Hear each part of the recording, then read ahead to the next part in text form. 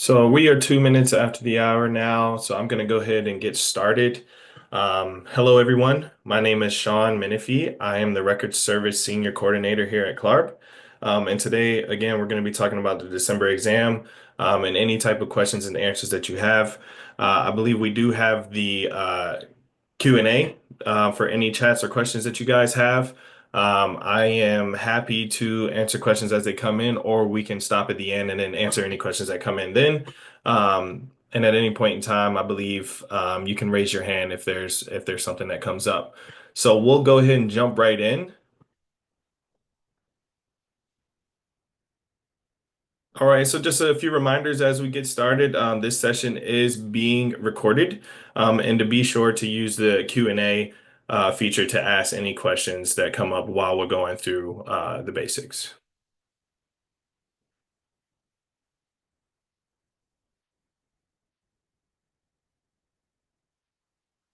Yes, Lisa, if you don't mind just sending me an email, you can go to the contact us page or send info at Clarb, and we'll make sure that we get through that and figure out exactly what we need to do to answer that. Okay, go ahead to the next slide here. All right. So as you know, the December registration is now open and has been open for a little bit. The dates for that, it's going to be the 2nd through the 18th of the year 2024. The registration deadline is going to be November 25th of 2024, as well as the case cancellation deadline. So if you want to get registered, you have until November 25th. Also, if you want to cancel your registration, you have until November 25th to get that in, and so that you can receive a refund, and that refund is going to be minus $100 cancellation fee. You can do this by going to www.clarb.org. And as you see on the screen here, oh, sorry. As you see on the screen here, as a reminder, the price for the exam is going to be $535. And at the bottom of that, you are going to see the cancellation fee of $100.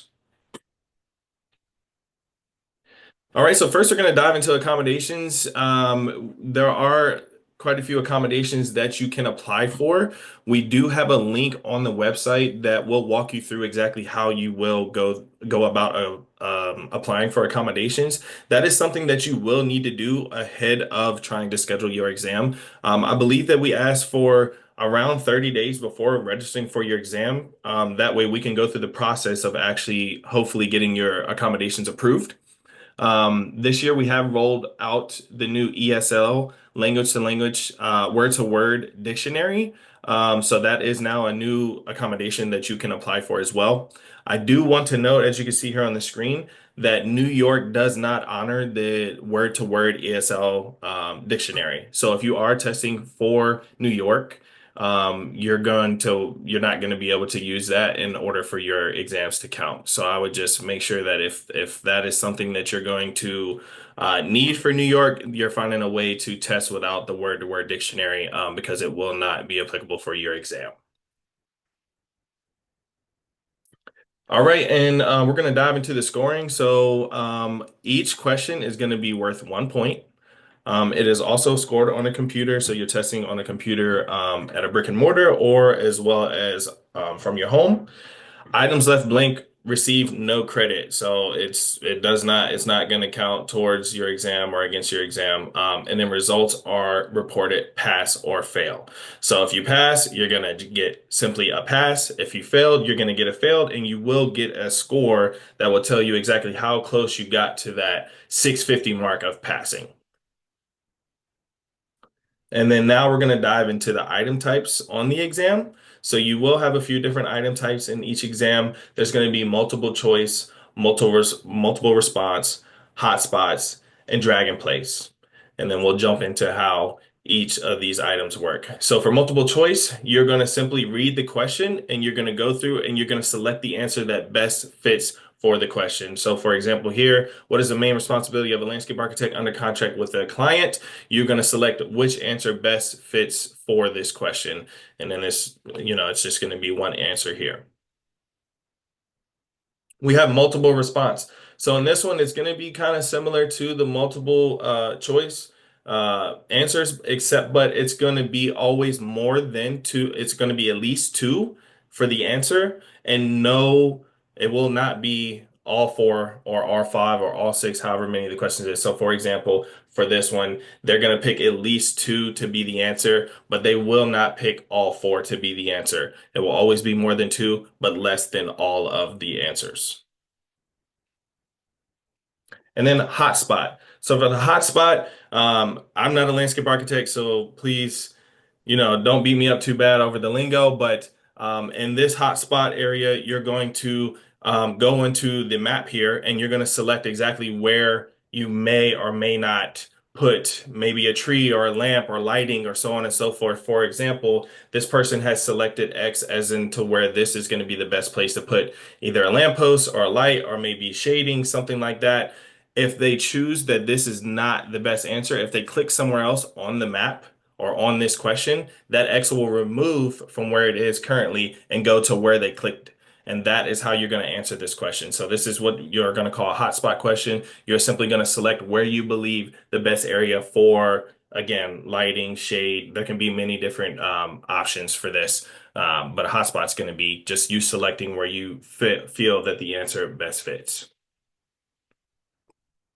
And then drag and place here, you're going to have all of your answers over here to the left majority of the time. And what it's going to have you do, if you see the boxes here, it's going to say, okay, I want you to take the answer and place it where it best fits on the question. And so, for example, I can't see exactly what it says here, but you're going to drag the answer over and you're going to say, okay, well, I want to put it in the box that's furthest to the right, or I want to drag the next question and put it to the second box from the right.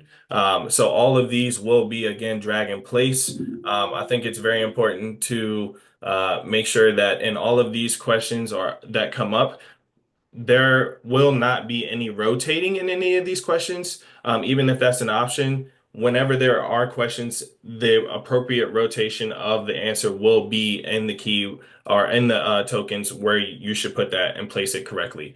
So always make sure that you do not rotate. And then again, the drag and place is going to be you're going to be selecting, holding on to the clicker, move it over to where you want it, and drop it there. And then you can change the answers as you move on if you feel that they need to be in different places.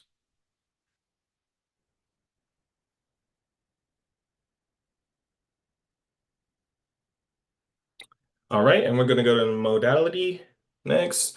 So we do have two different ways that you can test. There are going to be an option for you to test at a brick and mortar, which is a PSI testing center. All accommodations are allowed, so there are going to be some accommodations that you cannot use or utilize while you are testing from your home, and you may have to go to a testing center in order to do that, to use those accommodations. Breaks are allowed, but must verify identity in person. So again, for breaks, whenever you're taking a break, I want you to remember that any of the questions that you've seen before taking that break, you will not be able to review those questions again. So please make sure that you read the screen when you go to take a break. You also make sure that you go through all of your questions that you have already reviewed and make sure that either if they're marked for reviewed and not answered, that they're answered, or if there's any ones that you have not answered, then make sure you get those answers as well. You can get a physical and digital or a physical whiteboard and calculator at the testing center, but there will be also digital and digital whiteboards and calculators at the testing center as well. If oh, go ahead, Rebecca. No, finish your slide, and then I'm going to jump back really quick to answer one of the questions in the chat. Yeah, that's fine. But yeah, so physical whiteboards and calculators will be available at testing centers only. But if you wish to use the digital whiteboard and calculator, you can do that as well. All system needs are provided, and then this will be in-person proctoring, so you will have someone that watches over the room while you are testing. Sean, one of the questions was about if they can skip questions and come back later. And I like that you touched on that you can, you have to finalize your answers before you take a break. But yes, sorry, it's blurry, but there's a flag for review button here. If you click that, you can use that to go back to questions that you either skipped, or even if you answered them but wanted to review them again, you can click that and then jump back to those questions that are flagged. Yep. There's a couple other questions in here that Okay. says, if you leave an item blank, does it count against you? So the best way to look at this, guys, is to pretend that when you start the test, you have no points. And so for each question you answer correctly, you get a point. So as Sean mentioned earlier, questions that are left blank don't give you any credit. So you just don't get a point for that question. It doesn't take a point away, you just don't get a point. Right. I'll jump back for you. Thank you. hmm Yeah, and then also I had spoke about it taking a break, but even if you don't take a break and you go to the end of your exam and you mark the question for review, you can review those questions at any time during the exam or at the end of the exam, so you will be able to see exactly which one you reviewed, but also which ones you did not answer.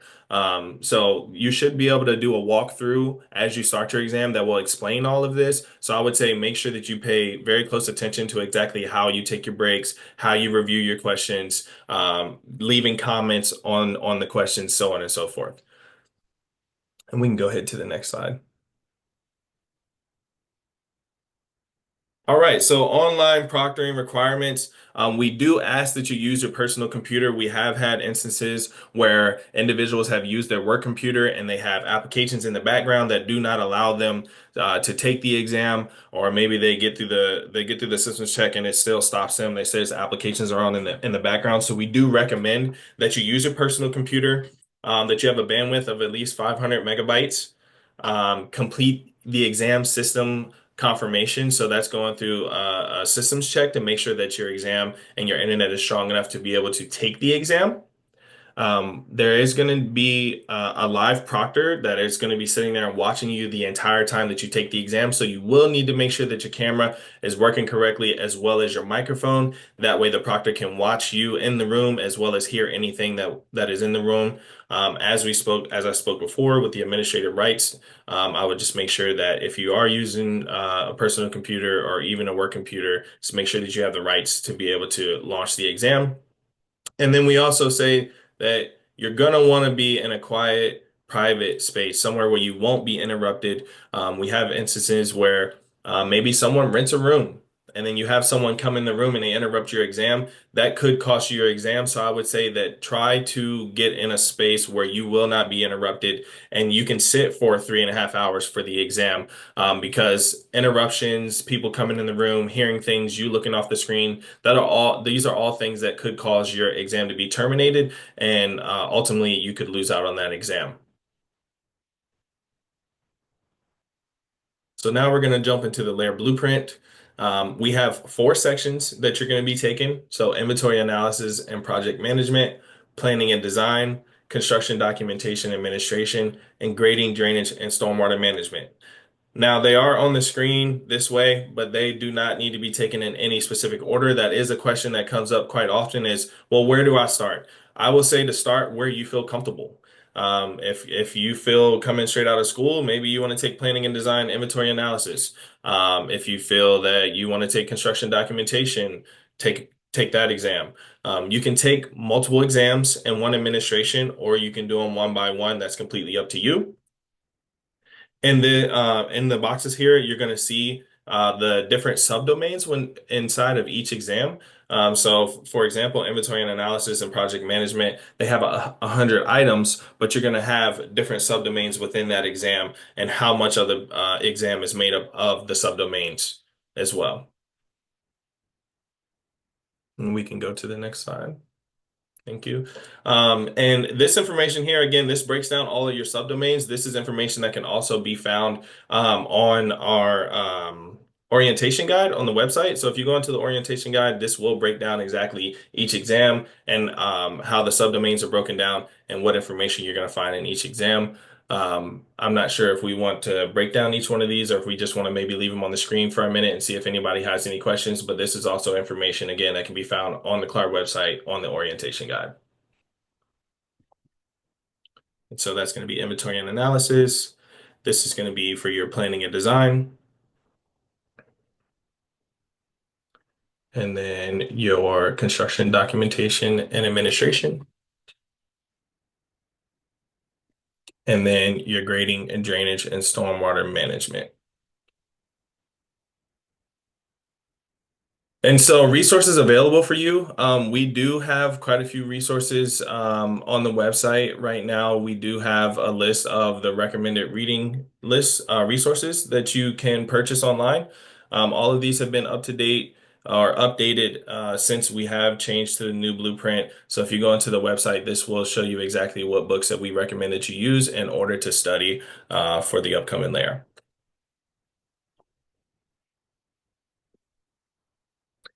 We also do have practice exams now. So each practice exam is going to be $25.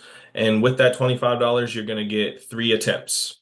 It does provide rationale to explain correct answers. So if you do get one wrong or do get one right, it will explain to you exactly why it is that it's wrong or it is right. So that gives you that breakdown and a little bit more clarity on that. We did have a question come earlier when we first started about you believing that maybe the question was wrong and it should have been right or so on and so forth. If you happen to run into that, please feel free to email me directly or email info with that question and say, please provide an explanation, and I can go to the committee and ask them to give a little bit more clarification on that. And then printed results with each question for at-home review as well. And then we do provide provisional feedback for now 2 of the exams. So with inventory and analysis and project management, we rolled that out in August. So when you go to submit your exam, you're going to get a likely to pass or likely to fail. When you submit your exam, you are still going to be waiting for the official exam results to come out 4 to 6 weeks, just like anyone else. We also have rolled out with the planning and design. So December of 2024, you will now also have provisional feedback. The plan is for April of 25 and August of 25th to roll out the other 2 exams. This is something that we're testing, so that's why we're kind of rolling them out one by one. And if you have any type of questions about the provisional feedback, again, you can always follow up with info@clarb.org or you can email me directly. And so as Rebecca had mentioned as well about your scores, so each one is going to be worth 1 point. It is always scaled on a score of 650, with 650 or above passing, and below 650, you will get a score. So if you get 650 or more, you will simply get a pass. If you get below 650, you will receive exactly how close you were to those exams. Sometimes we get questions, well, how close was I? I was at 630. I was at 640. Well, then we can assume that that was probably 1 or 2 questions that you had missed. And there's also going to be questions that come as far as the subdomain feedback, where I was proficient in some areas and not so proficient in other areas. I think it's important to look into the orientation guide because some areas may hold a lot more content. And so missing a question or two in that domain may be the difference in each exam. And we can go ahead and move on to the next one. So the subdomain feedback, we've touched on the subdomains. Again, if you're going into the orientation guide, you're going to see the different subdomains and it's going to tell you in order subdomain 1, 2, 3, and 4. This is what it's going to look like. It's going to be proficient. As you see, the grading, drainage, and stormwater management, it has 640 proficient in subdomain 1, subdomain 2 is proficient, and then subdomain 3 is slightly below proficient. And you see it's a 640, so maybe being slightly below proficient in subdomain 3, it may have a lot more content in that. And so that could cause, more questions to be wrong in your exam.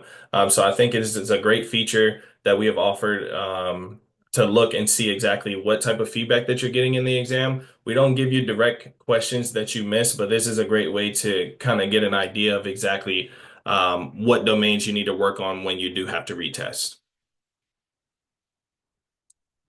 And then the transition tool, we do have people that have transitioned from A, B, C, D, E, A, B, C, D, 1, 2, 3, 4, and now we have them named. And so this is a great tool for you to see exactly which exams that you still need to take and which exams have transferred over into the new blueprint.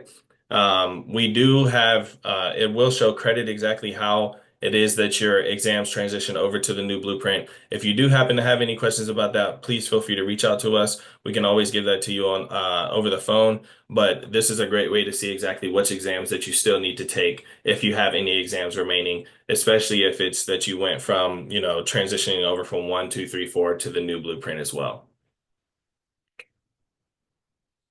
And then key takeaways from this is December registration closes November 25th. So if you're looking to test in December, that is going to be your last chance to take to register for the exam.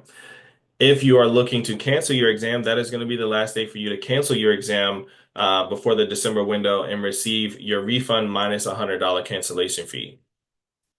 Utilize CLARB's website and resources. Again, we've had a lot of good feedback about the practice exam, so I would recommend that you look into getting those. I believe that they're all 50 questions. And again, you do get 3 attempts to take that exam. And then, as always, CLARB staff is here to help. We're here Monday to Friday, 9 to 5. We can be helpful over the phone or email if you have any questions. You can also reach out to me directly. Hey, Sean, we have a bunch of questions in the Q&A and chat, and so I'm going to read them if you can answer them for us. Yep. Does choose two that apply mean only choose two or choose at least two? Is this different from multiple choice in which you would choose not only one but never all? Yep. So that is going to be different. It is going to be at least two. That doesn't mean that you choose only two. So it's going to be all that apply. Um, Sorry. Go sorry, ahead. sorry, one clarification. So multiple choice is one answer, Yep. and it will only let you pick one. You can't accidentally pick two. But Right. on multiple response, if it says choose two, then you choose two. If it Hmm. says choose all, you choose at least two, but never Yep. all. So if it says choose two, choose three, choose four. If it says a specific number, you choose a specific number. If it says choose all, you're going to want to pick at least two and never all of them. Yep. Thank you, Rebecca. Um, is the pre-exam system check completed the day of the exam or at another time for online proctoring? So I want to say now you can do a systems check before you take the exam. So it doesn't need to be the day of. You can do a systems check when you register for the exam, but you also can do it the day of as well. And we would encourage, if you're scheduled for online proctoring, PSI will send you an email that gives Yep. you directions on how to do that. We would strongly encourage you to do that because if you don't Yep. do that, you could end up with testing issues.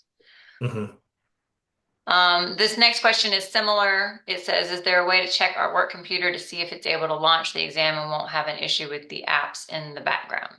Hmm. Yeah.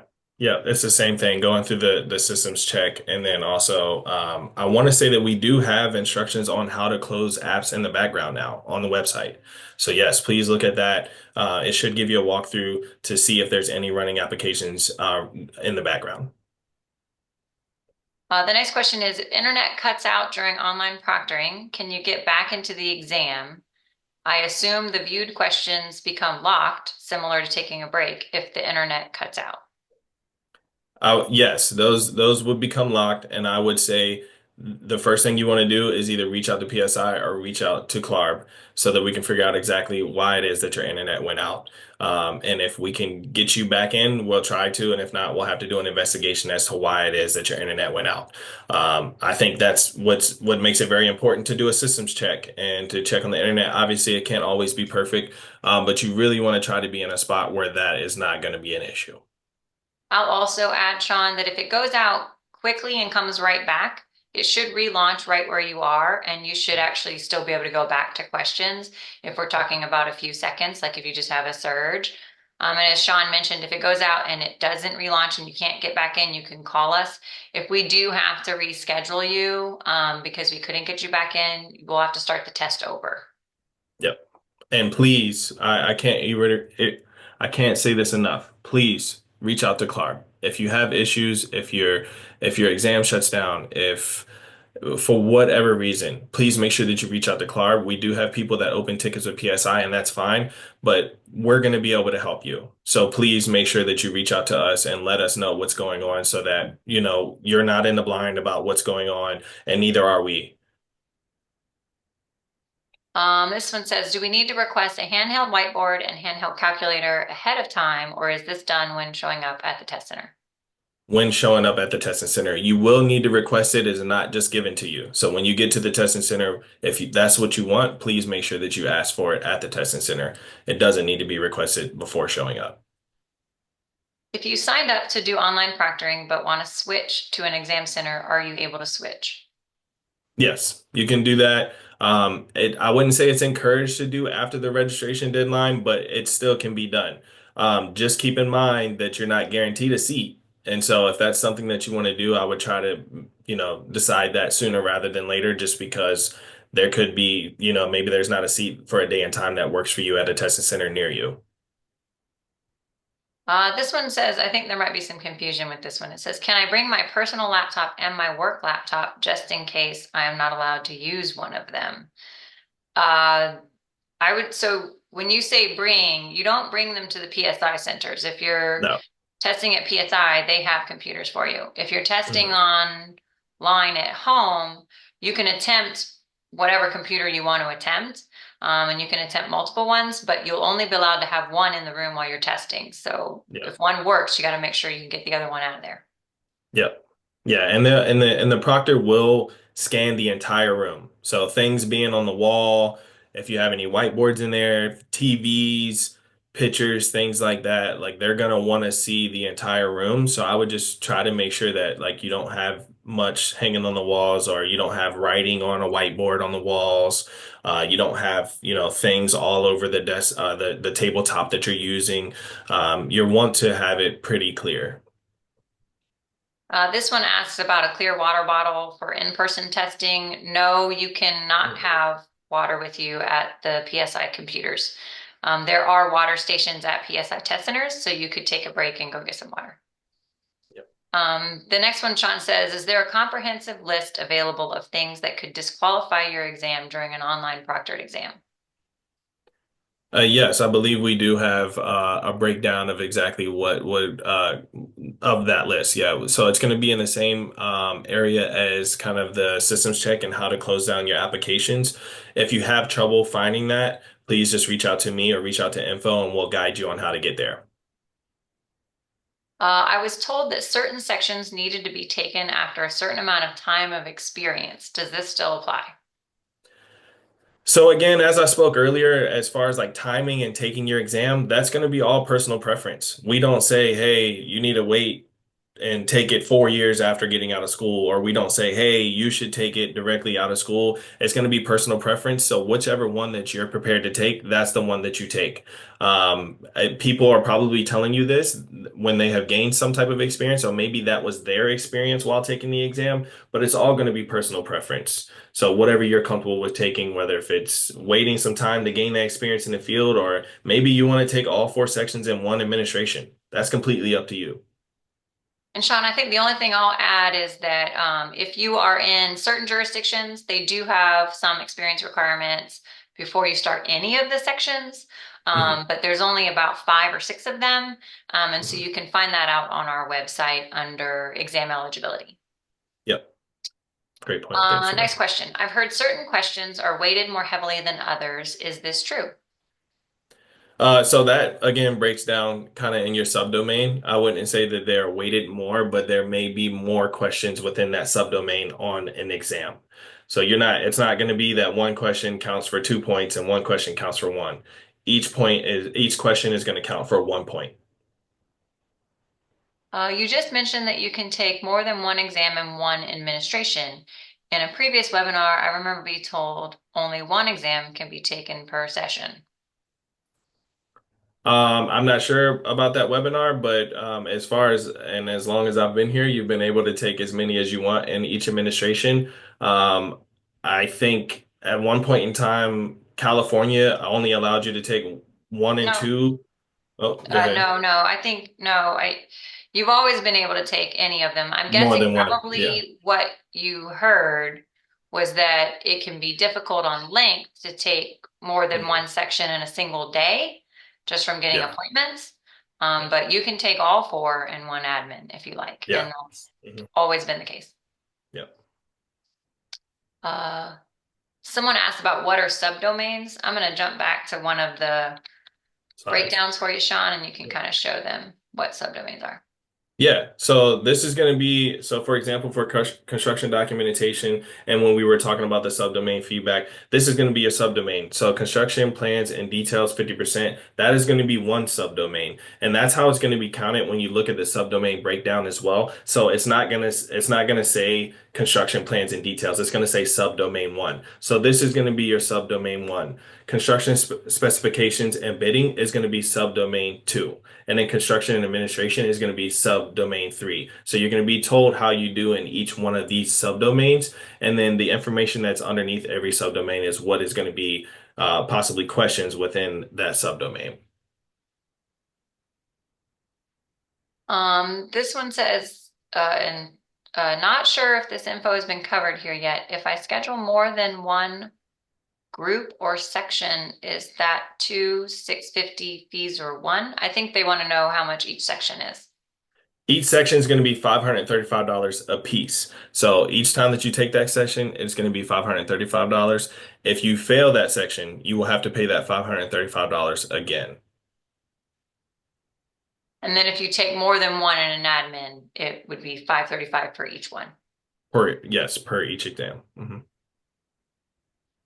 I've never been offered a physical calculator or whiteboard anytime I'm taking the exam, double checking, but I can just ask for that at the center. Yes, yes. They're not going to offer it to you only if you request it. I believe we've had that as an option for about two admins now in person. But yes, you're going to need to request it if that's what you want. This question is asking if the content changed since August. No, the change went No. live back in December of 2023. Yep. To clarify, are each section charged the same fee regardless of testing center exams? Yes.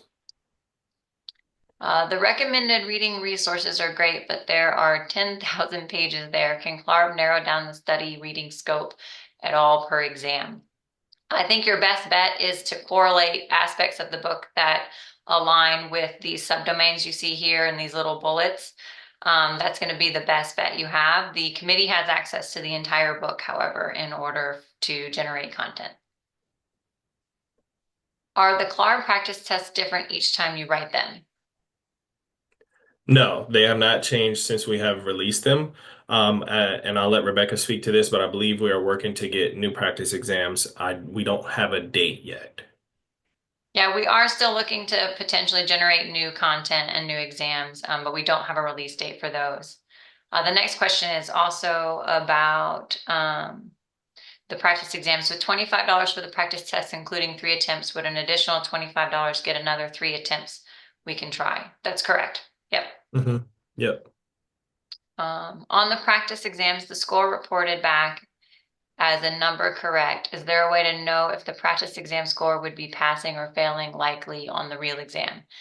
There's really not, because we don't do all of the equating and that sort of stuff in terms of where the minimum cut would be. So it's just really we're just telling you how many you got right.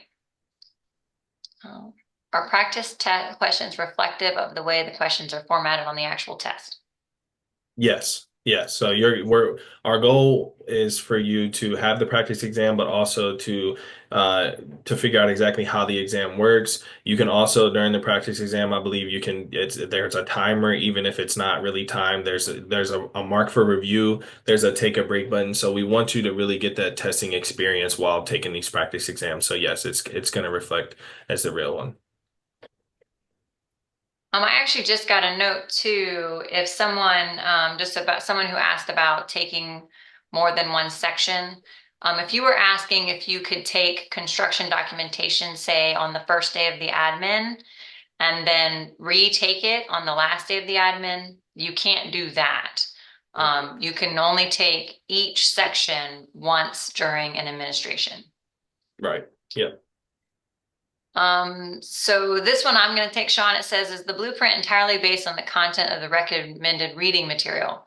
No, it's actually the other way around. So the blueprint is based on what we call the job analysis survey. And so we conduct that every 5 to 7 years of the profession to determine the content of the LARE necessary to practice. And then we develop the exam, and based on the exam content, a reading list is established. Is there an expiration on the 3 attempts for your practice test? It's you have 1 year to take those.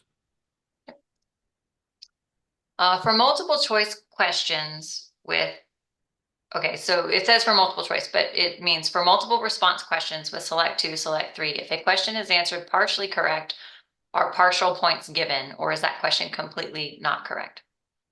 No, there's no partial points given. There are no, again, weighted questions. So it's either you get it right and get a point, or you get it wrong and don't get a point. So I've been taking those practice exams with 50 questions. Can I assume that 65% correct is a passing score? No, you can't. Let's see. Same thing from partial credit, no partial credit. Does scaled score mean that they are graded on a curve? No. So scaled score, what we tried to do with the scaled score is, here, let me jump to that. So what we tried to do with the scaled score is that because each question is different, or each test is different in length, the necessary number correct would be different, right? So if a question is 100 questions, it would be one thing. And if it's a 60 question test, it would be another thing. So we scaled the questions to make 650 passing across the board to try to help you determine roughly how close you were. So for example, if 650 is the cut, if you're at like a 640, 643, you're probably 1 point away. If you're at like a 600, you're a good handful away. And so that was kind of the idea of the scaled score. It's not graded on a curve. There is no curving. We determine the minimal cut, and whoever meets that minimal cut passes, and whoever doesn't pass. Let's see what we got.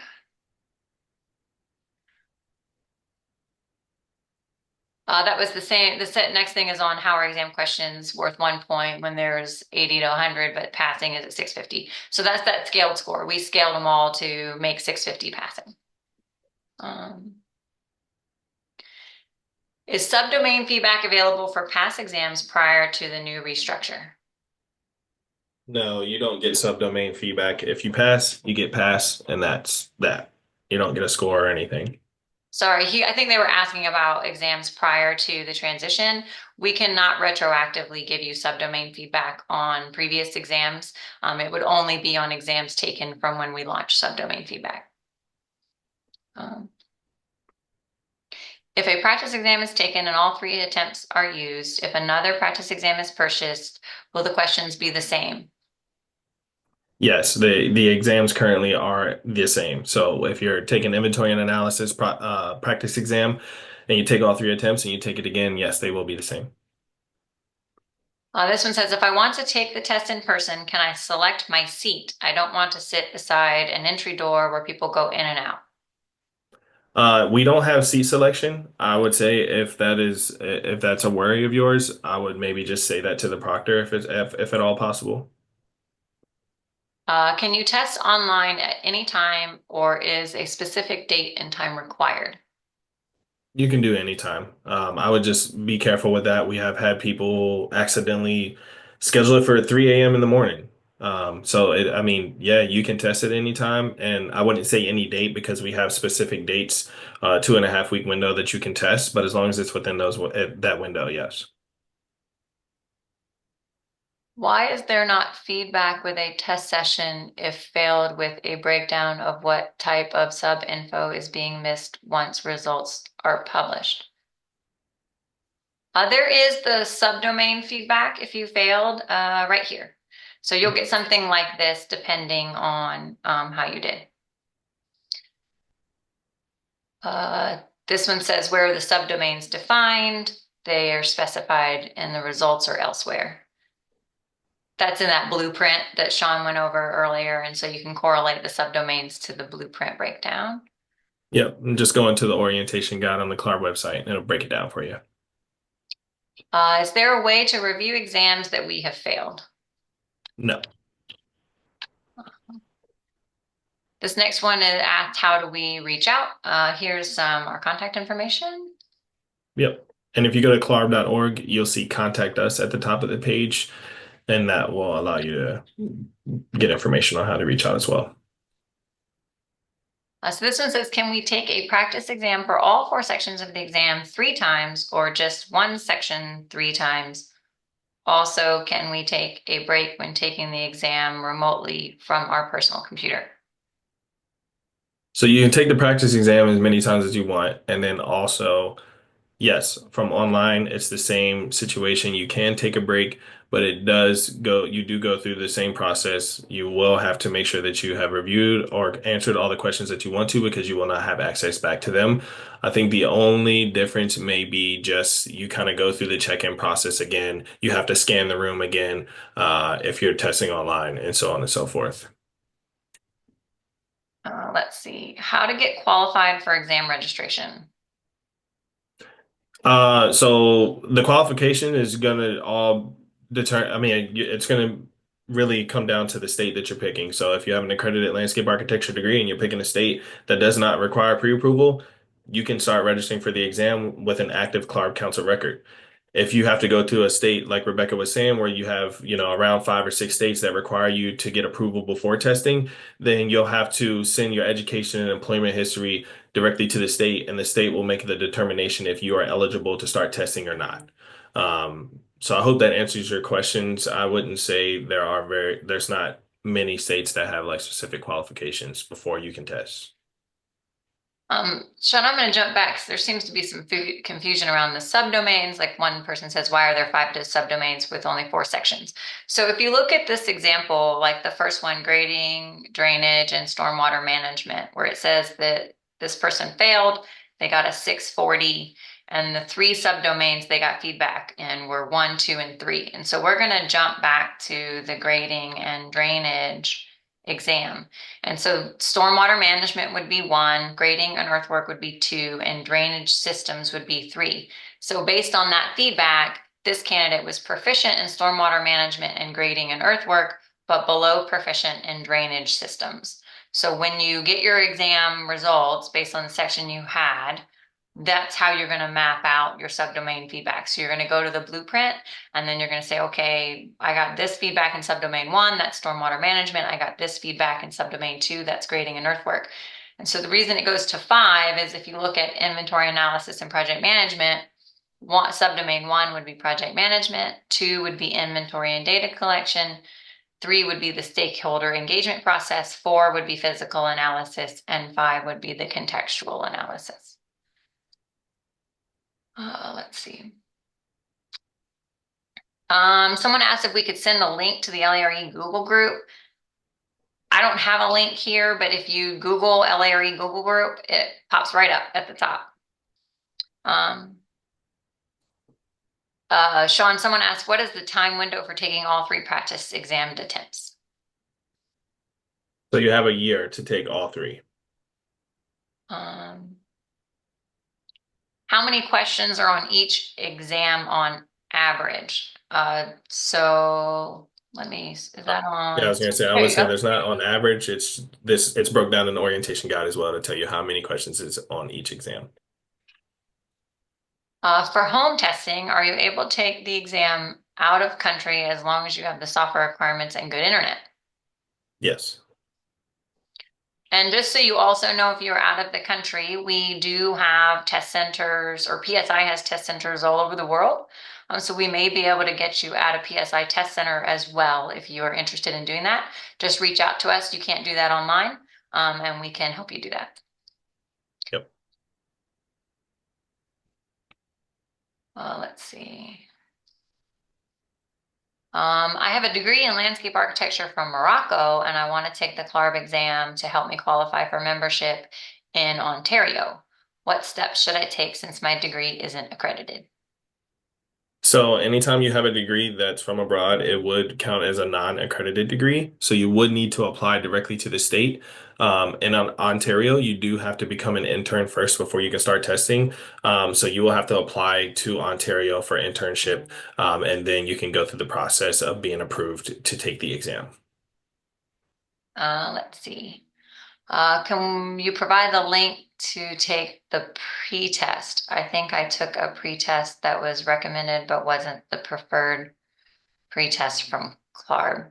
I'm guessing they mean practice test? Practice exam? Yeah. So I it's gonna be just on the homepage, but I don't have a problem with throwing it in the chat here for the practice exams. If you go to our homepage, that's where you can do a lot of the stuff. You can register for the exam, you can take the practice exams, you can see the exam blueprint, there's test date tips, and then also starting a record, register, transmit your record, and so on and so forth. But I will go ahead and throw a link to the practice exams in the chat now.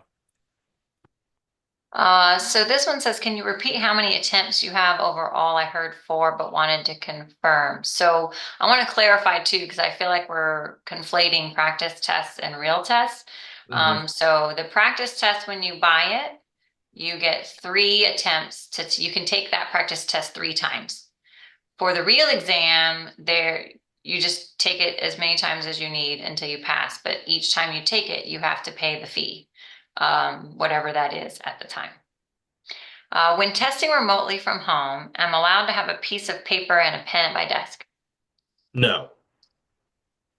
You would You will have have to use the access. virtual, yeah, Yeah. you'll have to use the virtual calculator and whiteboard. You cannot have anything besides like a mouse and your computer and camera. This one says if we realize our computer isn't compatible after November 25th, can we switch to an in-person testing center? It's Yes. 48 hours before, right, Sean? Yeah, 48 hours before your due date, before your date that you're supposed to test, you can switch it. Yes, after the 25th. So I would, but that's that. I think that just comes down to, doing your systems check and everything ahead of time. And when you register, again, there's going to be an email that comes through that asks you to do that systems check. And again, if you go on the test day tips where we have it on the website, you can also do like how do you close applications and so on and so forth. So I would say just try to prepare as much as possible before that day comes. This one asked if the CLAR practice exam questions are always the same and don't get updated. And currently, yes, they're the same. Yep. Um, this one says, with provisional feedback, is it possible to get a likely to pass result but fail? So here's what I'm going to tell you. No, with this caveat. If I discover you in some way cheated or the test was in some way compromised, which makes your results invalid, then you could get a likely to pass and your results could become invalid, but they won't go from a pass to a fail. Um, This one says, are the practice exams that Sean mentioned the same as the ones on lareprep.com, or are these CLARB specific practice exams? So I would say that They're not. I was going to say I don't know what those are. Yeah. We're So I not would familiar just with use, LARE yeah, prep, but they're not our yeah, tests. yeah. I would just use the link that I provided for CLARB's practice exams. This one asks, what is the maximum passing percentage to reach 650, or how many questions can we roughly assume to get wrong in order to pass or reach 650? So the actual cut score is not public information. So we give you the scaled score just to kind of give you an idea of how you performed if you failed. But the cut is set and validated after each administration to ensure that each test is of equal difficulty as the previous form. And so that can change sometimes. And so that's not public information. Let's see. And there's more explanation on that kind of stuff in the orientation guide Sean mentioned. So please use that as a reference too.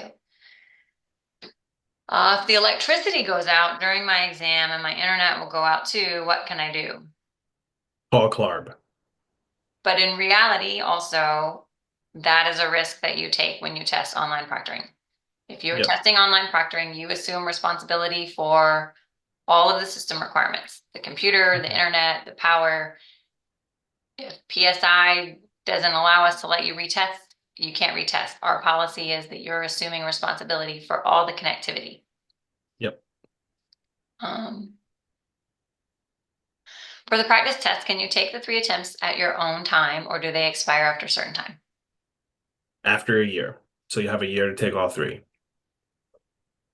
Are you allowed to bring earplugs to an in-person testing center? Earplugs are provided for you. Can you answer or reach out on weekends too? No, To Clarm, no, we're not open on weekends. but we will get back to you first thing on Monday. Yep. So please leave a message. Yes. This one asks if we bring our own computers to the testing center. You only need your own computer if you do online proctoring. Yep. For the international students, is any specific time period of work experience required before applying to the exam? That's going to vary from state to state. So I would recommend just reaching out to us. Where are PSI centers located? Everywhere. I mean, you can on our website, you can go before you register for the exam and find PSI testing centers near you. And so if you have trouble finding that, feel free to give us a call, shoot us an email, and we'll point you in a direction. But you can locate any testing center within, I want to say, 500 miles of you. Does the test center provide us with a mouse or do we only get the trackpad? That's a good question. I'm not sure. You get a I want to mouse. say you have a mouse. Yeah. Yep. 1 second, I'm typing an answer. This one asks, with the couple of times the test prices have been raised, can we expect to see more in-depth review or clearer reasoning of pass-fail? So I will say that we do a review each year and we try to keep the exams reasonable, but there is no indication that we will give you more in-depth feedback than we already are giving you.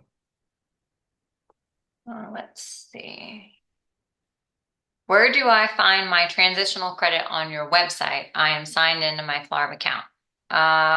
Can you jump to a thing and post that link? So I'll find the link for you, but just to break it down for you, you'll click my profile and then you're going to click on to access my exam results. Um, I'll throw the link up here while we're if we want to move forward.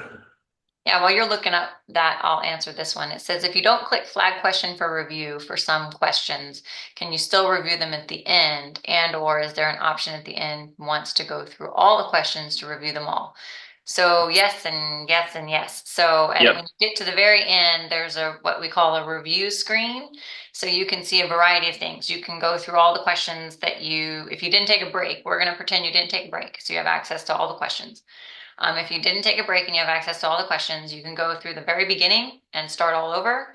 You can go by flagged items. You can go by items you left blank. And so you can see them in all those different ways. If you did take a break when you take a break, you'll hit that review screen as well. So you can do the same thing. You can go through all the questions you've seen again. You can go through any items you left blank, and you can also go through any questions that you flagged. Is it possible to ask for a preferred seat place before the test at the test center? Not that we are aware of. You're welcome to call your test center and ask, but not that we're aware of. Let's see. I already have a CLARB username to log into CLARB online system. Do I still need to pay the 175 council record fee before registering for any of the 4 exams? Yeah, so it may be that you have a profile, but if you don't have an active record, you will need to pay and have an active record in order to start taking the exams. This question is asking if this webinar will be posted online. It will be. It's been recorded, and we will be sure to share that on our website. It says, when I took my first exam, the markers ran out very quickly. Can we request additional markers? Yeah, I would say so, yeah. Is it possible to clarify the new blueprint? It seems that there are different groupings when it comes to the testing section. Yes, so the exam changed in December of 2023. And so these are the new sections. If you are what we're calling a transition candidate, so if you took previous sections on your profile, which I think Sean's getting ready to drop the link. I threw it in there. Thank you. You can see this, my transition credit.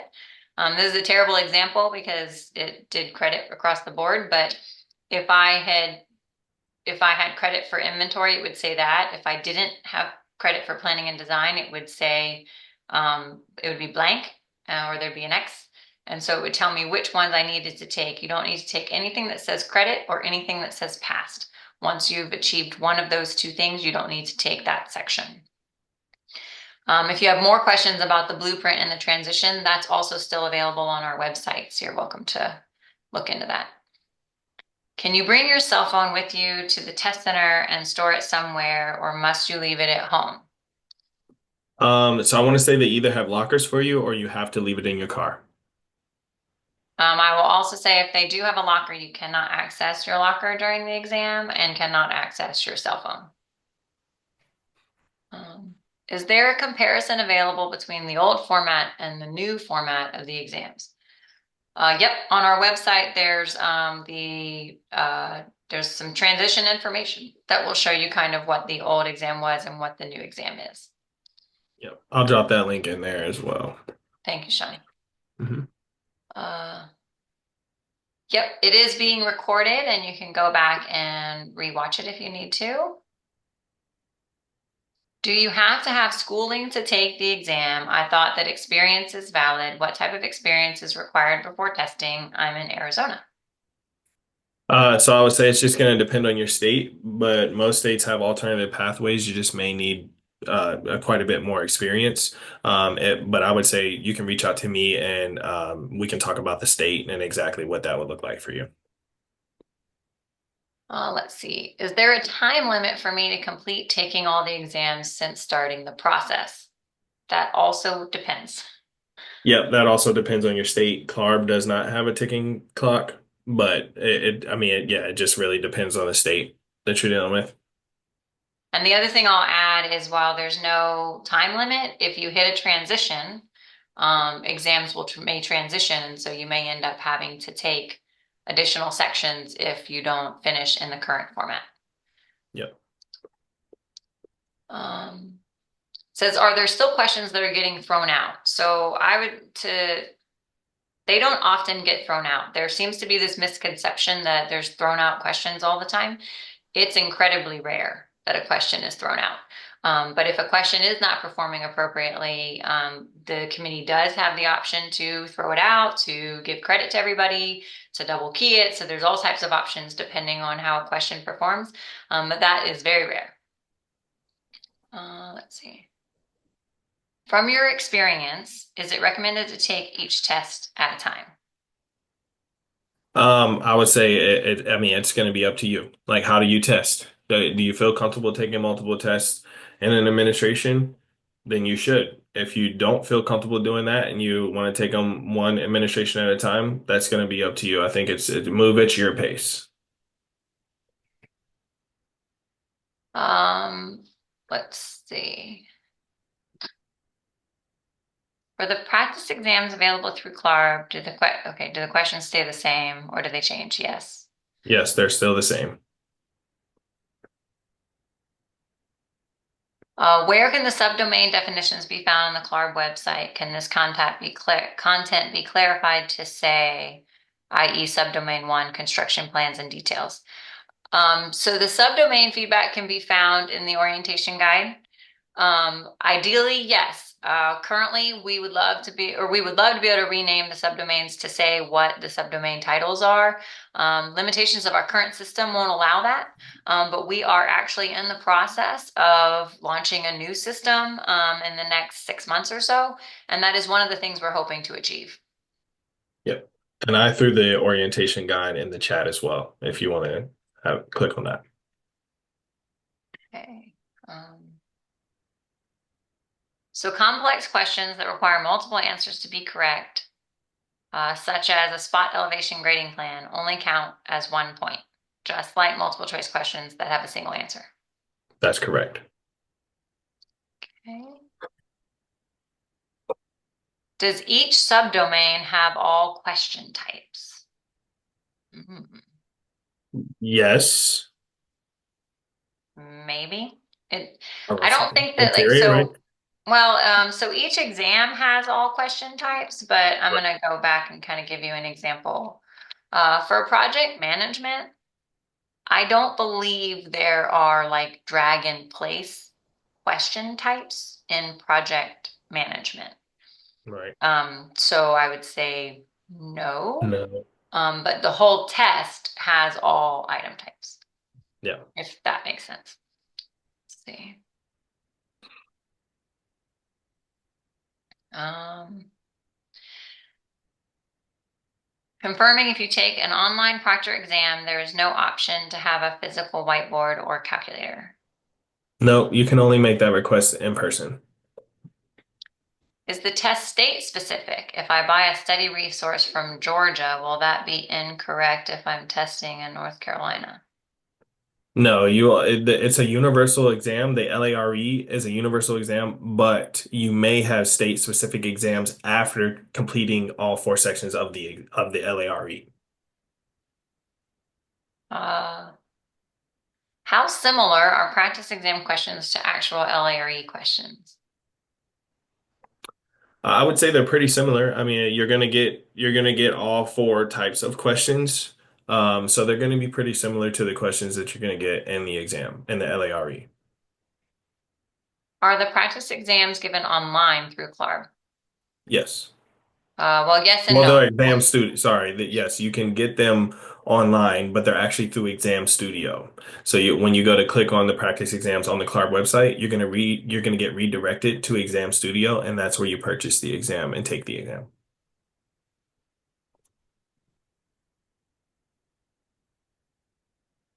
Let's see.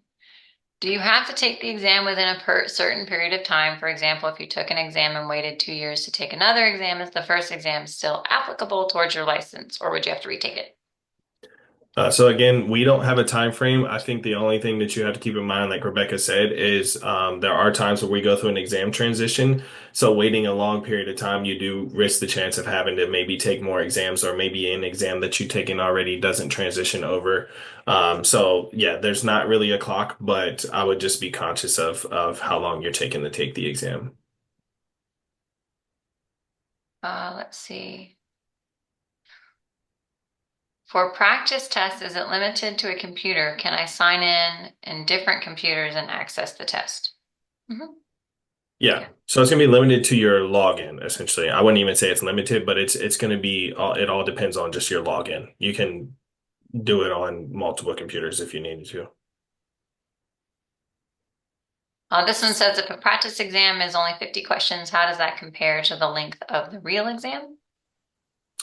So each exam, it's going to be 3 hours for the exam and then 3.5 hours seat time.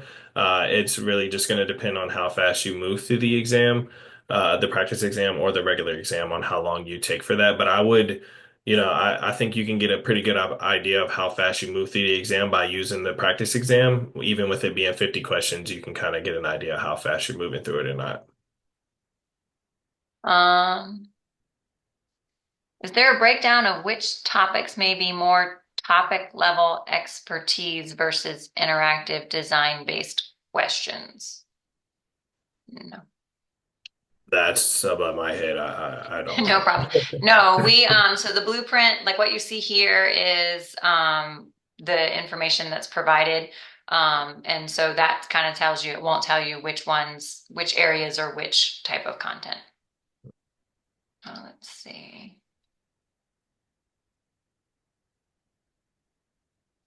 Do the questions tend to be focused in geographical areas of the country? I'm in Southern California, so snow and freezing weather rarely comes up. Here's what I will tell you. It's a national exam. So being able to answer questions that have to do with the national aspects of practice, you may get questions about snow or freezing weather.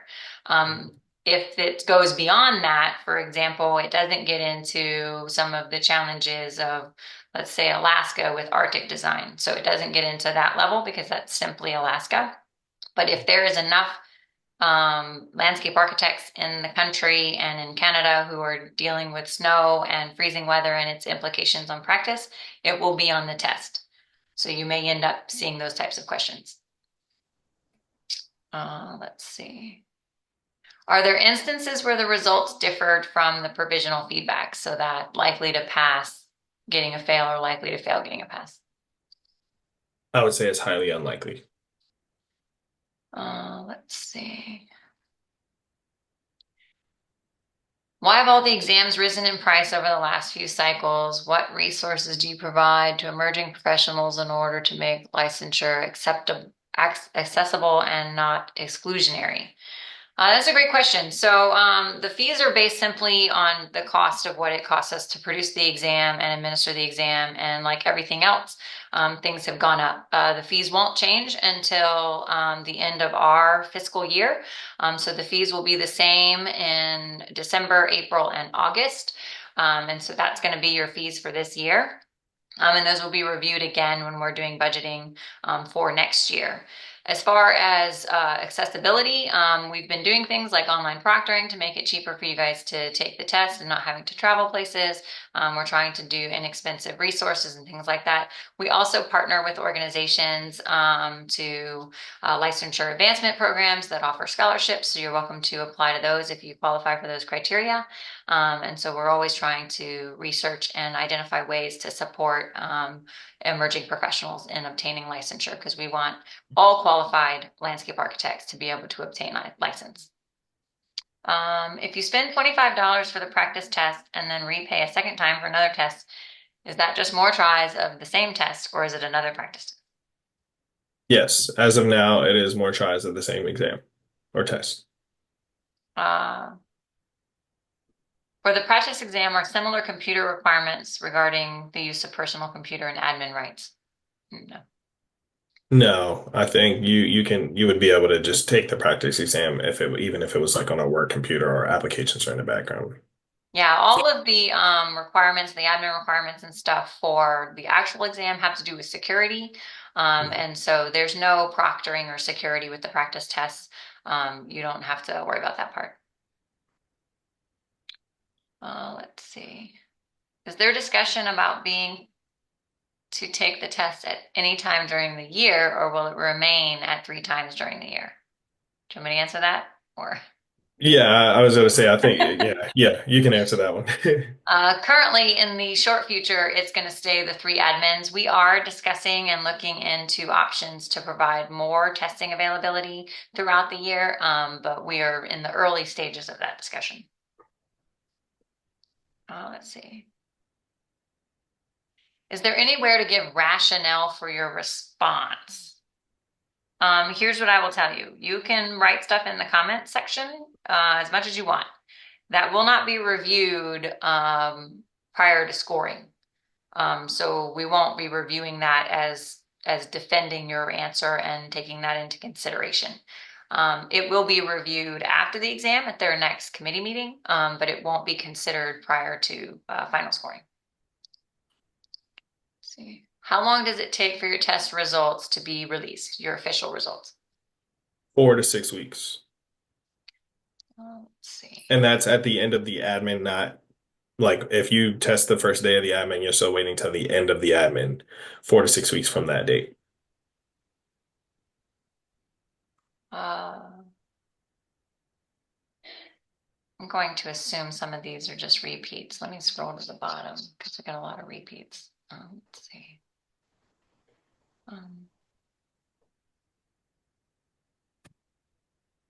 So the comment sections do affect results or not?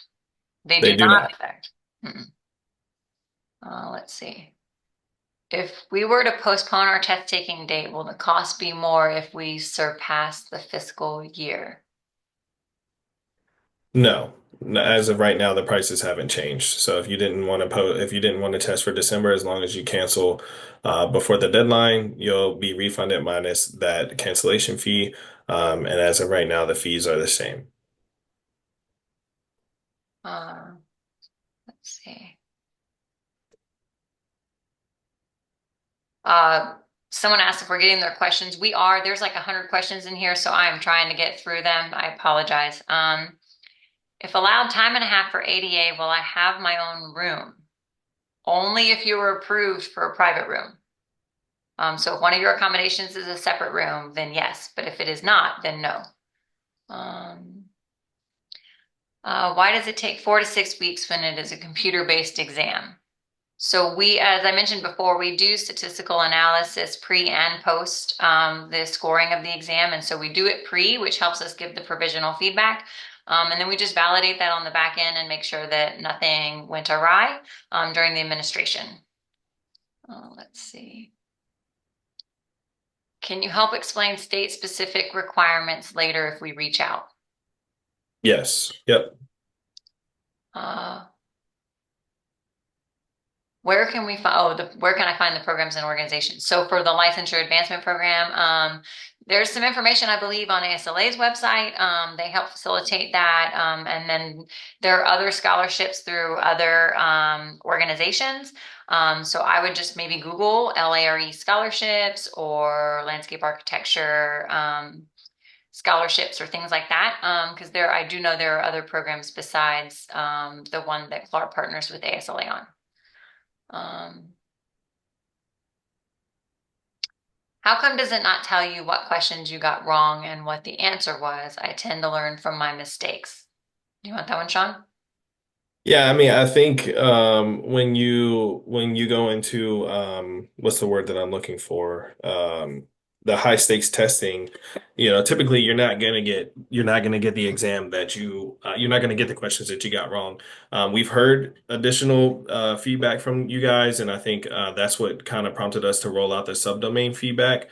We don't provide the answers that you got wrong. We do on the practice exams, but for the regular LARE, where we do not provide the answers that you got wrong. So this one, Sean says, for the council record application, are graduated students assumed to be emerging professionals or licensed professionals? Can you explain the distinction, please? Yeah, so the difference for an emerging professional, licensed professional is just that. If you have not taken the LARE and applied for initial licensure and have gotten your stamp to be a licensed landscape architect, then you are an emerging professional. If you have taken the LARE and you have become licensed, you will then be a licensed professional. So when selecting that, even if you're coming in as a licensed professional to CLARB, you just want to make sure that you're either licensed or if you have not yet become licensed, you will be emerging. This one says, how often does the board change the exam questions? Um, So the board doesn't change the Well, exam we don't, yeah, questions. you don't have to get in that part. So I guess I Right. want to make sure we understand the question correctly. So for the blueprint, like what the actual whole exam is, that only changes every 5 to 7 years. And it may change drastically, like it kind of did this last time, or it may be very subtle. As far as the questions on the exam, questions are reused. Each exam will have a percentage of questions that are the same from one to the next. But you will see different questions all the time. And our exam committee who produces these questions is constantly generating new content. Let's see. Does CLARB consider all sections of the exam to be of equal difficulty, or are some considered to be of higher difficulty than others? I think that what I'll tell you is we find that there's certain content that people find more difficult. And that probably has to do with their background. So for example, grading, drainage, and stormwater management tends to be one of the quote harder sections. And it really has to do with how often you do it. And if you have that background and that experience. Let's see. How do we get a hold of Sean, or do we just call Clark? You want to drop your email, or what do you want to do, Sean? Yeah, I can drop my email. And then also, if you go into the CLARB website at the contact us page, I'm going to actually just drop that. That way that you guys can have it. Because also, I don't have a problem with you reaching out to me directly, but I also have my colleagues. There's going to be a section that says we're here to help. And you'll see my name, my extension, my direct extension, and then also my colleague Lindsay and Staten as well. So I'm just going to drop the contact us page. And then you'll see my name right there. And then you can also go down to, towards the bottom and it'll give you all of the staff contact.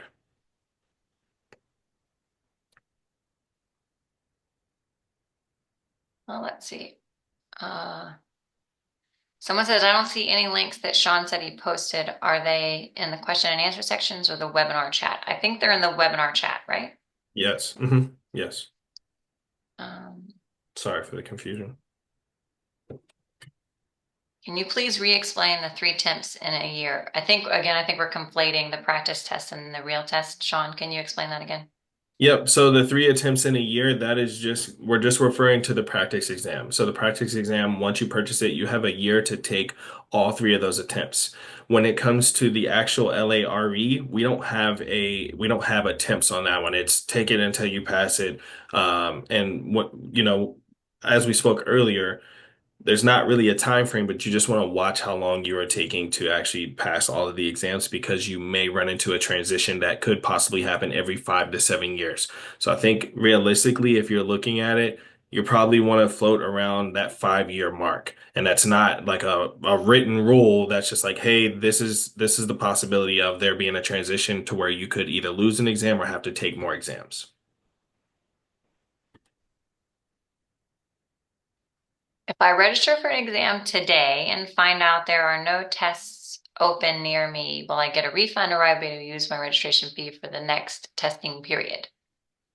So we say any cancellations will still have that $100 fee, but I would recommend before you register, we have the option for you to select and look if there's any testing centers near you with open seats. It will show you how close they are to you. It will show you how many days are available, and it will show you how many seat times are available. So I would recommend before registering, if you're thinking maybe that's a possibility, that you go in and check to see if there is any availability before you go in because you will still be subject to that cancellation fee. Um, I want to clarify just really quickly. If you can't find an available testing appointment near you, reach out to us and we tend to be able to get appointments open for you. But if we cannot provide a test to you, then we actually do not charge the cancellation fee. Yeah. Sorry for the confusion.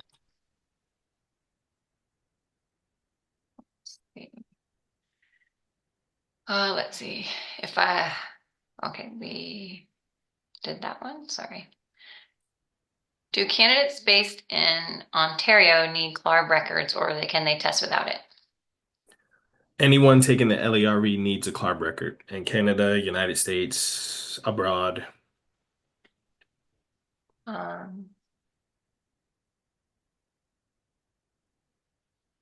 Um, I don't know if you guys can see the Q&A necessarily, so I want to make sure that I'm reading these. Someone recommended, they said, I'd recommend that test takers unflag questions once they answer them so they don't revisit them.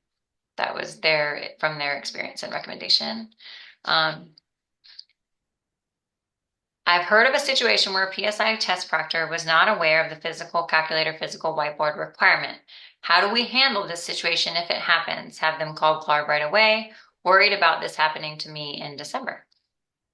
Yep, I would say have them CLARB right away, but every testing center should be aware that you can have physical whiteboard and calculators.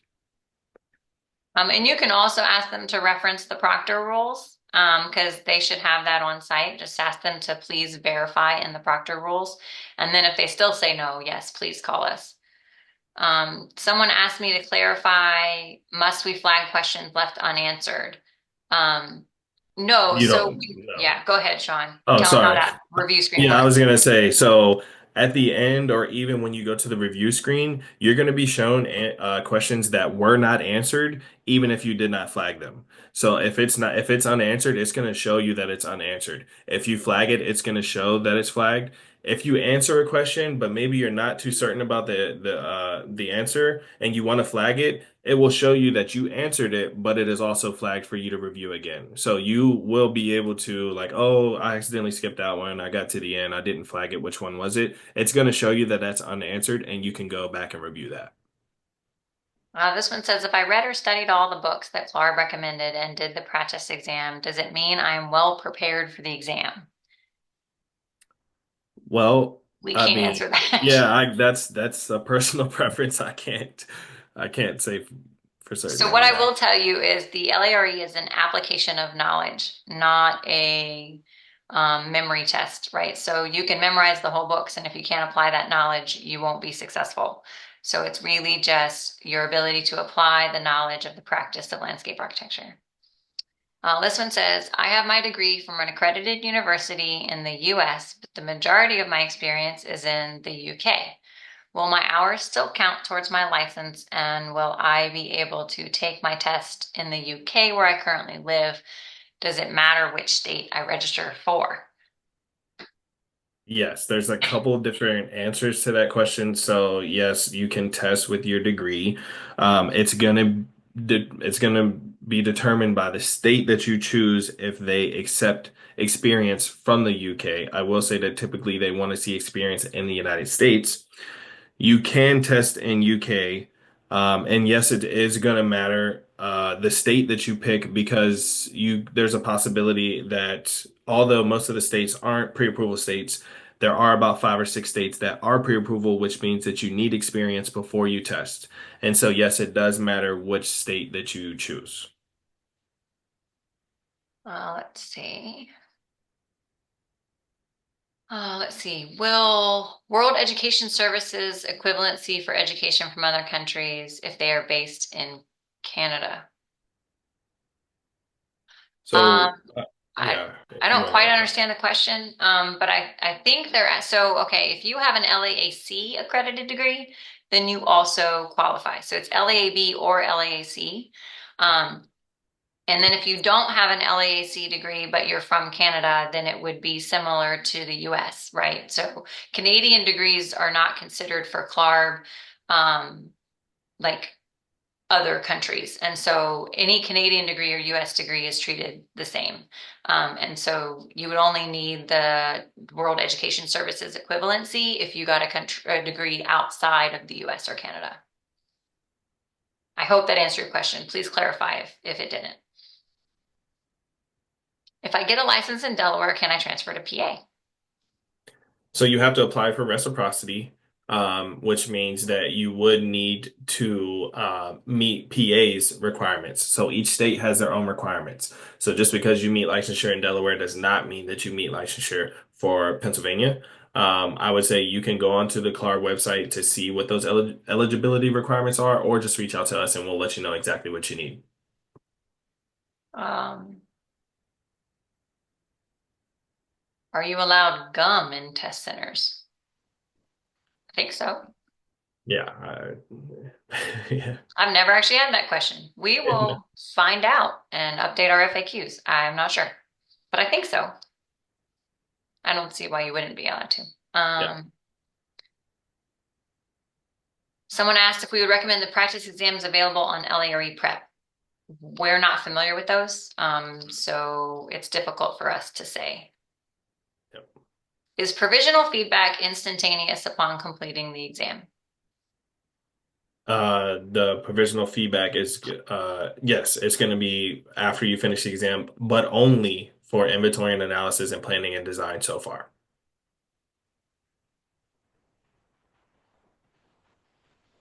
Okay.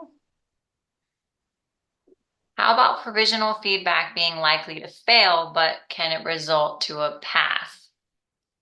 Again, technically Yeah. yes, but highly unlikely. Mhm. Um, how to get the council record for being eligible for exam registration. So can you walk them through how to get a council record? Yep, I will drop a link in here as well, but if you go onto the CLARB website, there's going to be a link that says for you to start your council record. When you start that council record, they're going to ask you if you're an emerging professional or you are a licensed professional. So again, the emerging professional is going to be someone that has not taken the LARE or they are not licensed yet. Once you become licensed, then you would be a licensed professional and you would select the licensed professional option. You don't necessarily become eligible for that. You can sign up for a CLARB council record with no eligibility. There is no eligibility to actually start a council record. But once you do start the council record, that is how you can register for the exam. That is how you can track. We have an online verified system, which is the council record, where you can add your education, your employment, your scores once you have those, your license information. And we also allow you to track continuing education. So there's not, I wouldn't say there's an eligibility in order to start the council record. It's just you going in and paying the fee, and then what you choose to do with it after that is going to be up to you. Um, See. Did see this. I saw Sean, we can't see your links. Make sure you have your two set to everyone. So whenever I post this in the webinar chat, it says to Oh, host and panelists. yeah, they can't see that. Okay. Let's see. So I just need to put to everyone instead. Can you? Yeah, it lets Yeah. me. Yeah, So yeah. here, let me, if someone could just confirm that they do see the council record, and if so, I'll go through and repost all of the links that I provided. Yeah. It says, I've heard that 10 questions are not graded. They are for CLARB to use for the next exam. If we get these wrong, will they affect our final score? The 10 questions that are not graded, what we call pretest questions, don't count for you or against you. They're just there for us to get statistics on. This one says, can you transfer a license to countries in the EU? Currently, we do not have any reciprocity with other countries. However, you can reach out to those and see what their licensure requirements are, and you can share your licensure information gained in either US or Canada, and see what the process is for those countries. Um,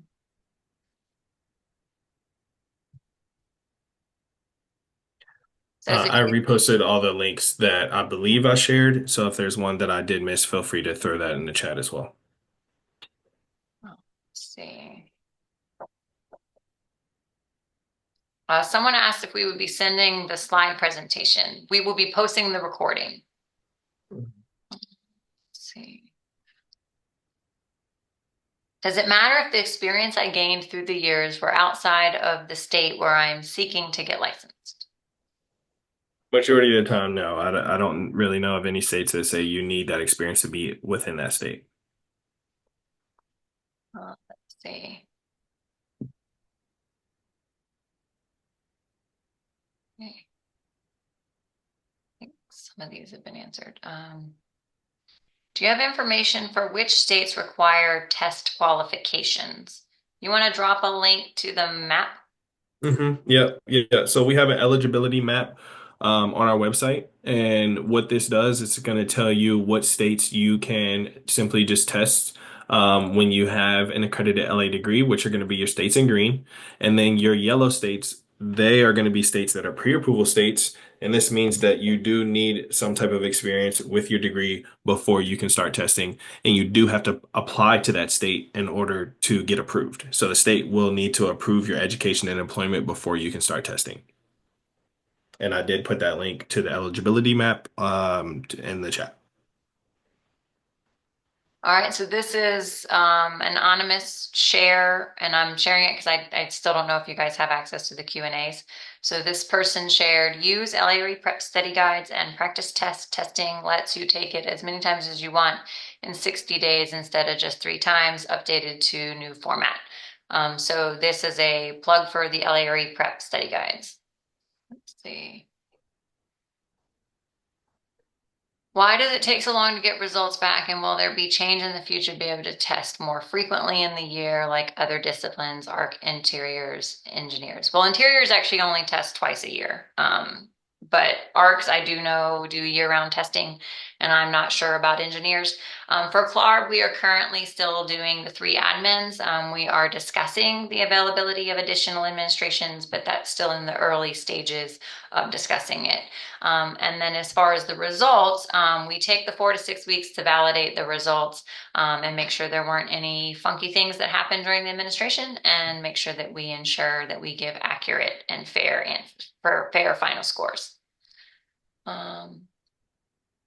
How long of a break can you take? Well, when you take your break, your time does not stop. So that is going to be completely up to you.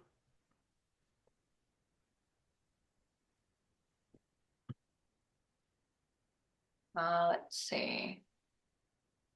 I was surprised to find that the CLARB practice exams do not have the same amount of questions as the real exam. As a result, it's been difficult to get the true feeling of the exam and practice testing speed. Will the new practice exams that are being worked on have the same amount of questions as the real exam, so it would be more similar to the real exam?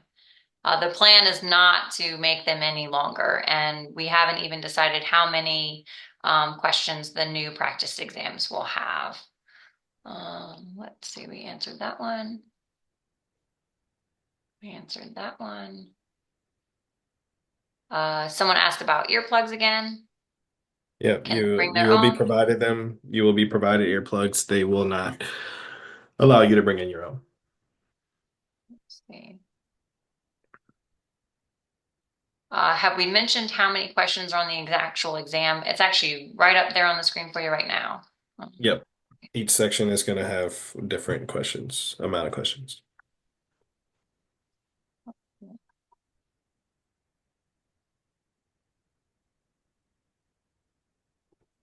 What score should we be aiming for on the practice exams? 100%.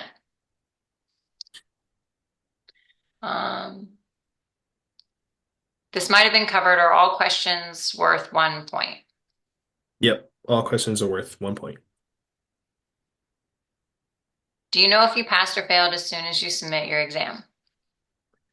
You will only get provisional feedback as of now on planning and design and inventory and analysis. And again, that's provisional feedback. The actual pass or fail will come out 4 to 6 weeks after the end of the administration. Let's see. For 88, for accommodations for ADA, does that apply for at-home proctor tests too? So there's going to be certain ones that you cannot take, yeah, or you cannot utilize at home. And we do have a breakdown of that on the website, which I can also provide a link for the accommodations and how you do that. And some examples of that would be, like, for example, you can get additional time for online proctoring. You obviously don't need a separate room because you're in a private room, but if you have an accommodation of a reader, that would be something you'd have to do at a PSI test center. Or this isn't an ADA accommodation, this is just a general accommodation, but if you have the accommodation for an ESL dictionary, you have to do that at a test center. This one says, could you repeat the expiration answer if you pass one of the sections and take a break for a few years? How many years do you have to complete the exam before it expires?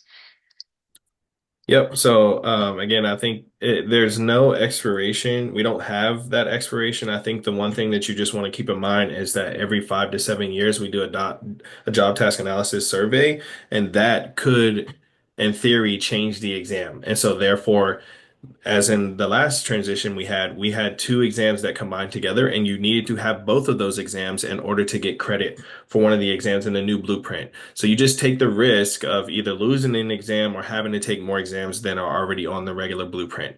And again, that time frame is typically within 5 to 7 years. That's a possibility. That doesn't mean that that's how long you have to actually complete the LARE. This one says, outside of the practice exams and the recommended reading lists, what other resources does CLARB recommend using for studying for the exams? I would say go to ASLA. Why is there not feedback with a test session if failed with a breakdown of what type of sub info is being missed once results are published? Uh, There I is. mean, it sounds like to me they're asking why isn't there subdomain feedback, and there is. Yeah, So I I don't think know so if too. maybe I'm not understanding the question. Let's see. For this is another question about home testing, taking out of the country. You want to share that again? Yeah, so for testing out of the country, or you can test online. I think again, just make sure that you're paying attention to the time that you're selecting. We have had times where people think they're testing at 2 p.m. and they're really testing at 2 a.m. So you really want to be conscious of that. If you wish to test at a testing center, a PSI testing center that is abroad, out of the country, please reach out to us and we can help you get that scheduled. But it is possible for you to be out of the country and either test from your home or a PSI testing center if there is one near you. This one says, do I need to retake the exam if I move to a different state?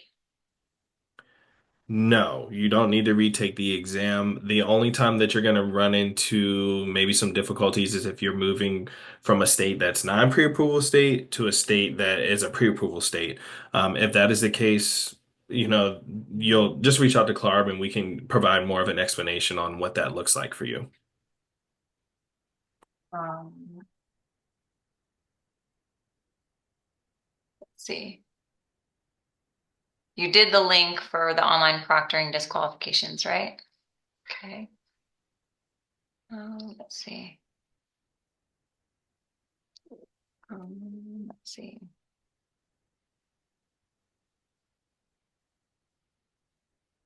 Um,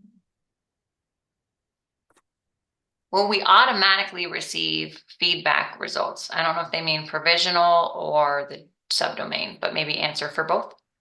Yep. So for the provisional feedback, that's only going to be for inventory and analysis and planning a design. That will be the likely to pass or likely to fail. You will not get any type of subdomain feedback until your results come out in 4 to 6 weeks if you have failed. Um,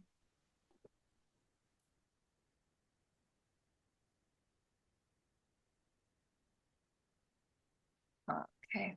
Thank you for the feedback from that person. Let's see. Is the LARE exam based on the books recommended or based on experience? The LARE exam is based on practice of landscape architecture. So you can get some knowledge from books, you can get some knowledge from education, and you can get some knowledge from experience. But the LARE is based on practice. Let's see. Sorry, we're getting down. We're going through. Oh yeah, this is a good one I want to address. There is an out-of-print book on the reading list, Sustainable Stormwater Management by Lipton and Staten. Is there an alternate book or study material to use?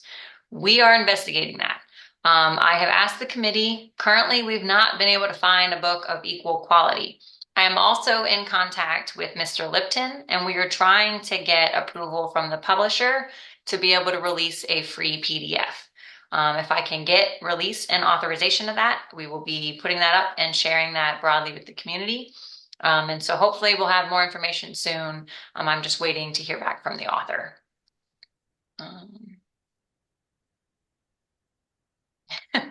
Sean politely said, everybody don't reach out to me. I'm part of the team. Well, he has a great team, which is why he said that. Yeah, I did see that. It did make me chuckle a little bit. I'm always free. Feel free to, if you happen to call the main line, you can ask for me. But also on the contact us page, you will see my my name on there as well as my email and direct line. Let's see. What else do we have? I have a degree from an accredited university in the US. Okay, but I feel like we did this one with the UK. We did that one, right? Yeah. Um, okay, the questions that you get in the LARE, are they randomly selected by the algorithm, or are they based on how you answer them correctly or not in real time? Oh, okay, I know what she's saying. Okay, so the LARE is a fixed test. So it doesn't matter how many questions you get right. You don't get different questions based on how you're scoring. It's not like that. So it's, for example, on inventory analysis and project management, there's 100 questions.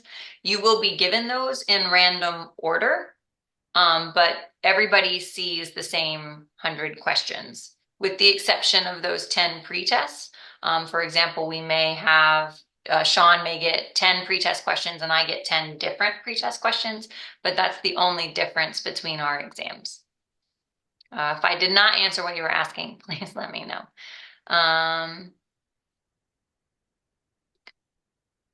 This is an observation. It is not clear on the CLARB website what to do if you are a non-traditional licensee. Very disjointed, unclear guidance given, especially in the council record portal. This has been frustrating.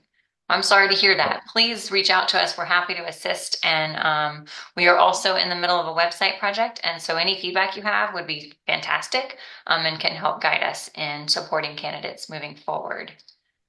Can I choose to test in a state I don't live in? Yes, you can.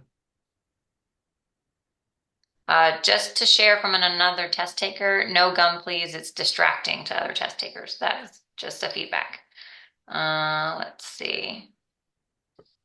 What happens if you are sick on the day of the exam or become sick during the exam?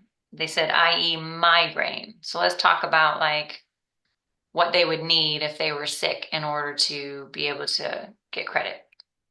Yeah, so I would say typically we would like to see exams canceled within 48 hours of your scheduled exam. But we do have a cause and policy in place, and it's called the good cause policy. So what that means that if you are after the registration date or the deadline date to cancel your exam, we're gonna need a doctor's note explaining why it is that you are not able to test. I would say if it happens the day of the exam, then we're definitely still gonna want to see a doctor's note. Or if you're in the middle of the exam and you get sick and you got to go home, we want to see a doctor's note. What we can do is we can cancel it and refund that exam for you. And again, that will still have the $100 cancellation fee. This one asked about paying the council record fee. Is it an annual fee? It is an annual fee. The fee to start the record is a little bit different than what it is for annually. So for emerging professionals, it's going to be $170, $175, sorry, $165, and then $160 to renew it annually. And then for licensed individuals, it's going to be I want to say it's 215 to start it, and then it'll be 210 to renew it annually. Someone asked if you could clarify what's the difference between a yellow and a green state in the check eligibility map. Yes. So a green state means if you have an accredited landscape architecture degree, you do not need any years of experience before you can start testing. You simply need to have your degree, start a council record, and register when the exam is available for you to take. If it is a yellow state, that means that regardless of your degree, you will need some type of experience before you start testing. And well, I won't even say experience. You will need to apply directly to the state for pre-approval before you can start testing. And typically that means that you're going to send your education and your employment directly to the state, whether that's through a direct application or through CLARB. Someone asked if the provisional feedback is right away following the exam. The provisional feedback, People. yes, for inventory and analysis and planning and design. Is your login the same for the CLARB website and the CLARB Exam Studio store for purchasing practice exams? So it can be, but I will say if you have not purchased a practice exam ever, when you go over to Exam Studio, you have to create a new username. So I'm glad this question came up because there's been a lot of confusion where people are putting in their CLARB information and it's like, why can't I purchase an exam? If you go through the steps, it will let you know that if you have never purchased a practice exam, you will have to create a new user.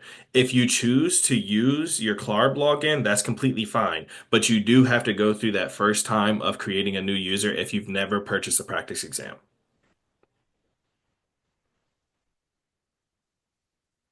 Right, let's see. If I anticipate moving to another state mid-testing that does not require pre-approval, moving from a state that does, which state should I register for? I would register for the state you want to be licensed in. Right. Yeah. The state that you're, I mean, if you're looking to be licensed in the state that you're moving to, then that's the state you want to register for. Are you allowed to bring any medications, think over the counter like pain meds, decongestants, and cough drops? Uh, no. I don't think so. You would need some sort of accommodation. Exceptions to that are things like insulin for diabetes or those types of things. But I would just reach out and let us just verify your specific situation. Yeah. Um, if you failed your first exam, there is an option for you to transfer it or log it in. Is it required or do we just transfer when we pass? Um, I don't quite understand the question.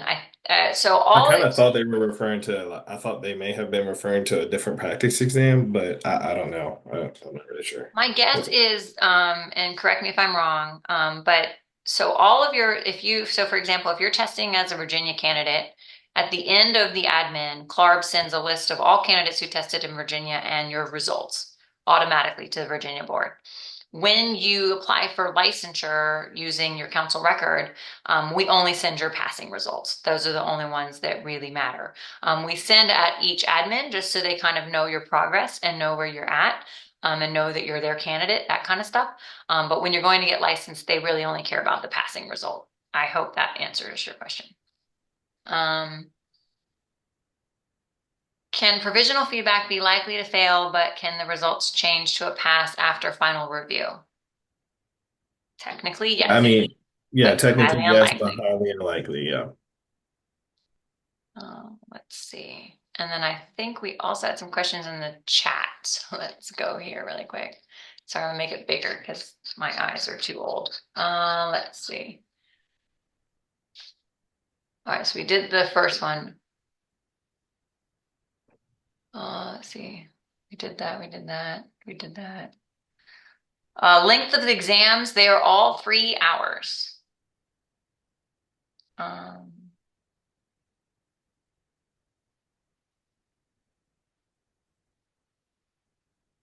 see.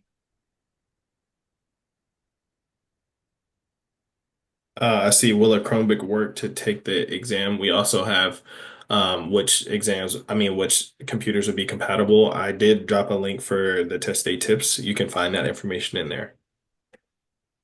Someone asked if they can opt out of the provisional feedback. No, this is automatic. No.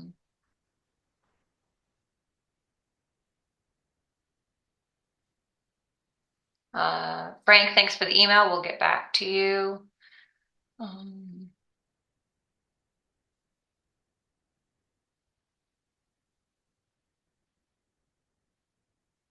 So for lactating mothers, just reach out to us and we can support you in getting approved for that. Please do that before you schedule your appointment, though.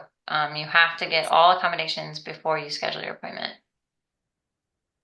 For the ESL dictionary, you have to get approval. And once you get that approval, you will bring your own copy.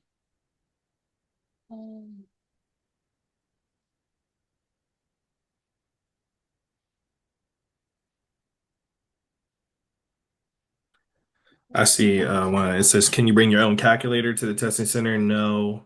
And then also, was this session recorded? Yes, it's recorded and we will post it to the website. It will not be sent out through email. Someone asked how they schedule their appointment or their time, the date and time. You can reach out to me directly, but also if you go to my profile on the CLARB website and scroll down to my events registration, there's going to be a green link above that that says schedule/reschedule my exam appointment. And it's gonna direct you over to PSI. This one says if you passed 3 sections and failed 1, do you have to retake all 4? No, the only way that you'd have to retake a section is if for some reason during a transition you lost a section.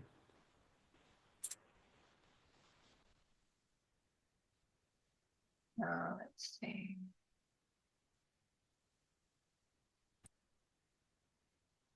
I think we got them all. Yeah, it looks like someone just made a comment.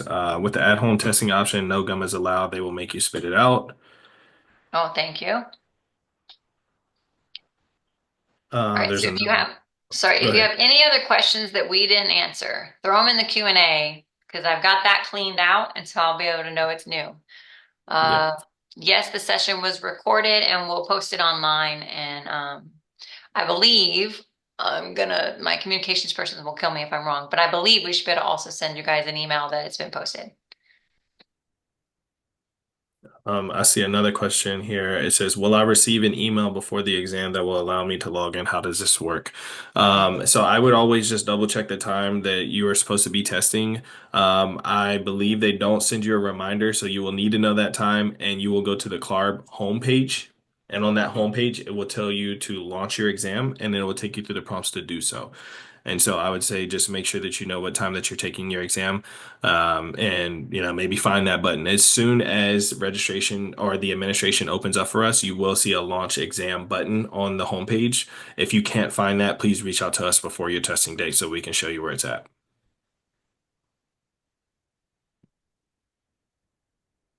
All right. Any other questions? Last call. I know we've run over, so I appreciate so many people staying with us.